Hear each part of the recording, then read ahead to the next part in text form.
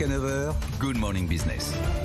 Et à 7h44, on va jouer à SimCity. On va construire la ville de demain avec notre invité Antoine Frey, PDG de Frey. Bonjour. Bonjour. Je dis inventer la ville de demain parce que vous dites on n'a plus le droit de construire de nouvelles surfaces agricoles. C'est la loi sur la non-artificialisation des sols. Mais il y a du foncier, notamment toutes les zones commerciales périurbaines où on poussait comme des champignons les centres commerciaux depuis 20 ou 30 ans. Je vais faire des logements, 1 million de logements.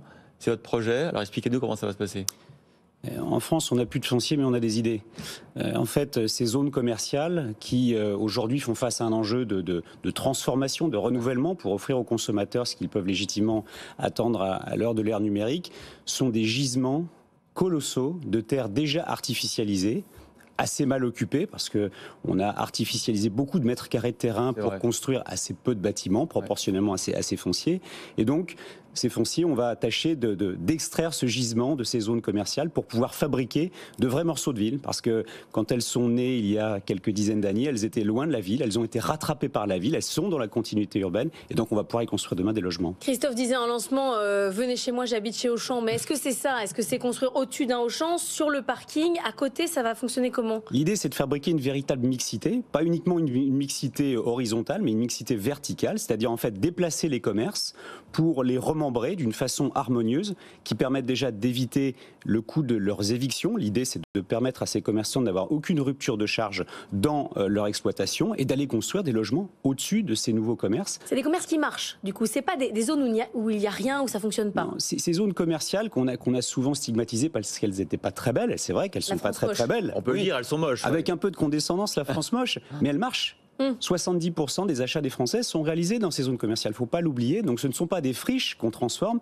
mais des équipements commerciaux assez laids, mais qui fonctionnent très bien. Alors c'est du sérieux parce que vous êtes allié avec la Caisse des dépôts, notamment la Banque des territoires.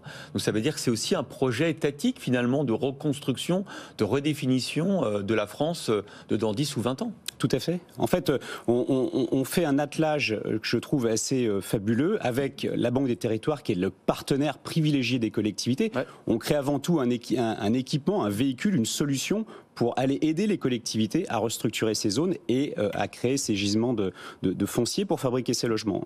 Donc cet attelage Banque des territoires, CDC Habitat pour amener cette dimension logement que Frey n'est pas capable de faire seul, et puis toute notre ingénierie pour être capable de gérer ces transferts de commerce et gérer ces opérations sur le temps long. Vous avez recensé 243 zones. Est-ce que vous avez des idées précises de par où vous avez commencé? Je crois qu'avec les 200 millions, vous pouvez engager 7 projets. Est-ce que vous savez déjà où?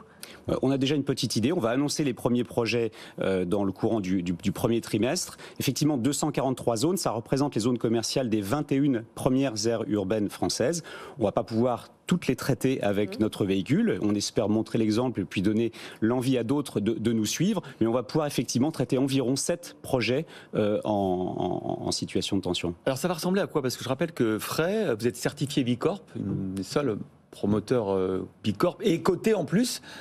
Et entreprise à mission. Et entreprise à mission. Ça veut dire que ça sera beau, du coup. Ce sera beau, ce sera surtout vertueux en termes environnementaux et en termes sociétal. Comment on va faire tout ça? Oui, parce que par exemple, en ce moment, on dit aux centres commerciaux d'installer des panneaux photovoltaïques sur leur toit. Vous voulez construire sur les toits. Alors, c'est des logements ou des panneaux photovoltaïques? Il restera toujours un toit au-dessus des logements. On pourra construire du photovoltaïque. Je pense que l'important, c'est peut-être de ne pas forcément construire du photovoltaïque sur les parkings, justement pour pouvoir exploiter ces parkings et pouvoir restructurer ces fonciers. Je pense que l'enjeu, il est plus là.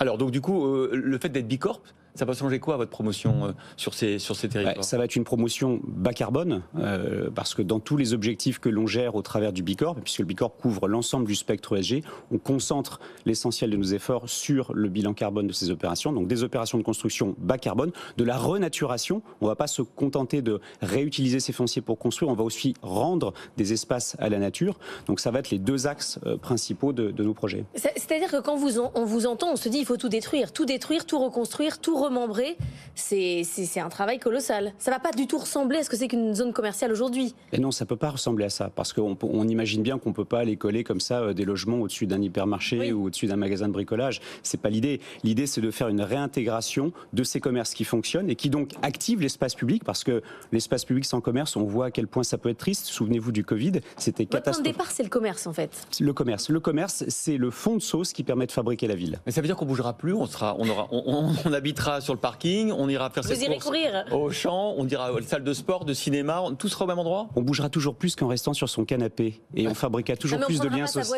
C'est ça l'idée. On prendra pas sa voiture. On se rapproche de l'idée de la ville du quart d'heure. Bah oui, en fait. Voilà. La ville du quart d'heure, mais partout en France. Mais partout en France. Bon, génial, on va suivre ça. Combien de temps on pourra voir les premiers. Quand est-ce que je pourrais dire à Jean-Marc Vittori qui vient d'arriver, viens chez moi, j'habite chez Auchan?